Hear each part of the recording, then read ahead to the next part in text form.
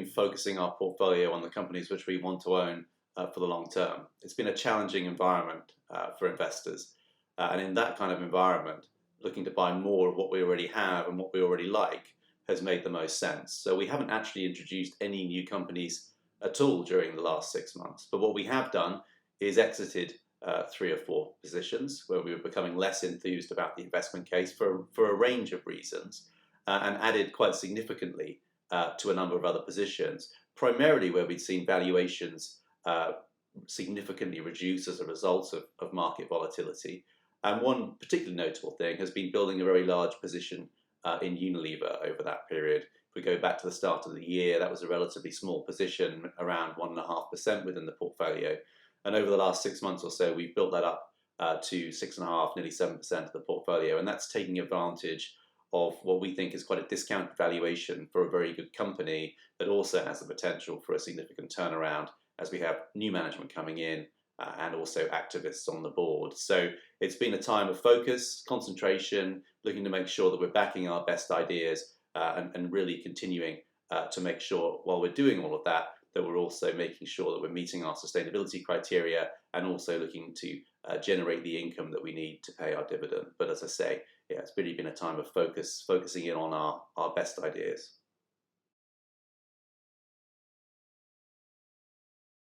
Yeah, it's been a pretty tough period, actually. If we look to the financial first half of the financial year to the end of July, we have a slightly odd financial year. It starts at the end of January. The last 3 months of our financial year 21-22 were pretty tough for our relative performance, particularly with our sustainability and quality tilts. We don't have or didn't have a lot of exposure to oils and commodities and banks, and those are really the sectors that perform very well. And in fact, at many times it felt like everything we were owning was going down and everything we didn't own was either flat or going up. But as we moved through 2022, I think our focus on good quality businesses and on resilience of cash flows and profitability and dividends has actually started to play out. So it's really been a period of two halves. The first quarter of this year, pretty tough. Second quarter, on a relative basis and absolute basis, pretty good. Net, we've more or less met the benchmark in the first half of the year, which, given the amount of effort that we go to and the difference, frankly, in Digit's portfolio with the wider market, is a remarkable statistical outcome for the period. But we actually feel in pretty good shape. The income performance has been pretty good as well, and the capital performance relatively robust. So, it's choppy times at the moment. But I think if we can sort of hang in there during this period of sharply rising bond yields and high levels of commodity prices, I think as investors start to worry a bit more about the economy and earnings, then I think the robustness and visibility of our companies will come to the fore, and we'll start to see a step up in relative performance.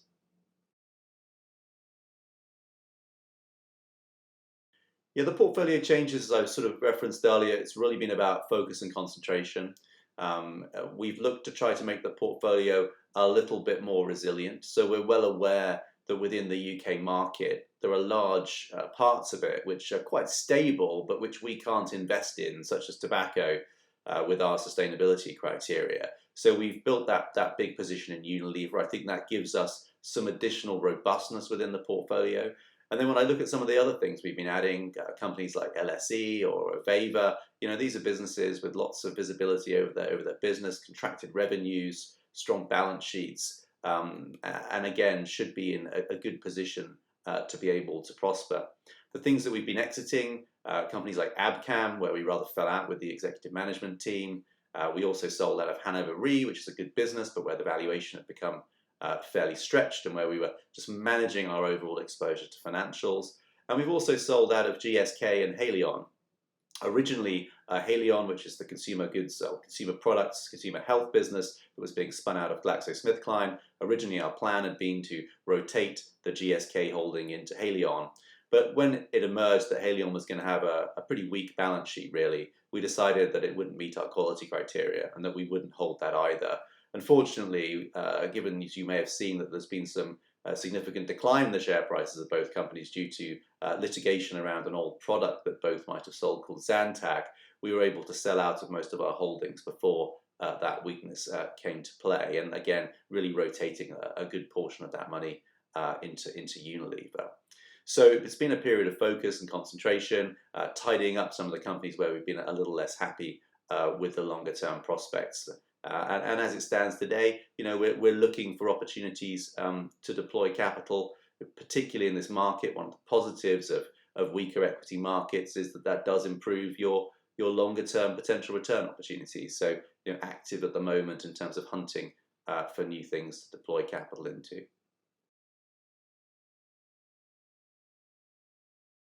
Well, if I think about the portfolio, one of the things we pride ourselves on is having the courage and the willingness to be quite different to the market. So if you look at Digit's top 10 holdings, they're not the top 10 holdings that you see in most other UK equity income portfolios. And we're very relaxed about being quite different from the benchmark. In some periods, that can mean that the results are quite different, sometimes in a negative way. But over the long term, the one way that we think we can guarantee at least a different result from passive products is to have that difference. And so we're quite relaxed about that. A couple of the holdings that you might see in our top 10 that may not be obvious, one might be Chesnara. Chesnara is a UK listed life insurance company, but primarily buying closed life books. So these are books of business which are no longer open to new business. It's all about consolidation. It's all about building scale, and it's driven by the opportunity to acquire new books of business and strip out costs and make efficiencies in order to drive the cash flows. So that's a relatively stable and consistent business. They do that in the UK. They've got a similar business in Holland, and they also have a business in Sweden as well. And a couple of those businesses are actually starting to open up to do some new business sales as well. So Chesnara is a business as a result of that. Not a high growth company, but generates a lot of cash flow, pays it out as a dividend. It's got a great track record of consistently growing its dividends 2, 3, 4% a year over many, many years. And that's one of the sort of good, high cash generating assets that we have in the portfolio. Another company that you might find in our top 10 that wouldn't necessarily feature in a lot of equity income portfolios top 10 would be something like RELX. Again, we like RELX. It's an information services company. It publishes academic work. It backs and supports the scientific community through its Reed Elsevier brands and publishing. That's a business that has a lot of subscription in terms of the way in which it receives its revenues. It's relatively acyclical. Demand for its product and spending in that area doesn't really flex too much with the economic cycle. It also provides services into the legal area through LexisNexis, and it also has a business that provides data to risk management companies, particularly within the insurance space. These are businesses which are very resilient. They have a lot of visibility. They have a high degree of contracted revenues at the start of each year. And so in an environment where people are concerned about the economy and what might be coming next, their ability to look forward and have a lot of confidence in where they are is very high. They also have an exhibitions business, which is a little bit more cyclical, but which is currently recovering quite sharply following the closures around COVID. So RELX is a business which can grow organically somewhere between 5-6% perhaps on its top line. It can increase its margins a little bit. It buys back some shares every year, and at the same time it can also do some bolt-on acquisitions, and that leads to a bottom line earnings growth of somewhere in the high single digits. So paying sort of around 20 times earnings for that, we think that offers an attractive total return. It pays out quite a decent dividend as well, which has a great track record of growing. And RELX, again, is one of those companies which we see as a sort of cash-generating engine within the portfolio and a core part of us delivering our income to our investors.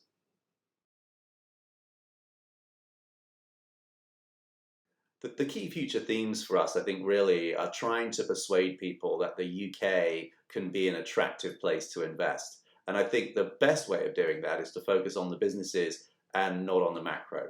So if you look at the long-term return that you've been able to benefit from investing in UK mid-cap companies, it's been absolutely fantastic. UK mid-caps have outperformed global equities over the long term, and even since Brexit have delivered great results. So when you read about that UK discount and you've seen the poor performance of the FTSE All-Share and the FTSE 100, it's primarily nothing to do with Brexit or indeed the UK economy, because don't forget, 70% plus of revenues in the FTSE are coming from overseas. It's because there are quite a lot of large companies that make up a large part of the index that have just really not been very good for a number of structural reasons over the last 10 years. But if you're prepared to be different, do your legwork, find the right businesses, then there are plenty of opportunities within the UK market to be able to do that. And then we're also able to blend in around 20% of the portfolio from overseas, primarily from Europe. That's also my background.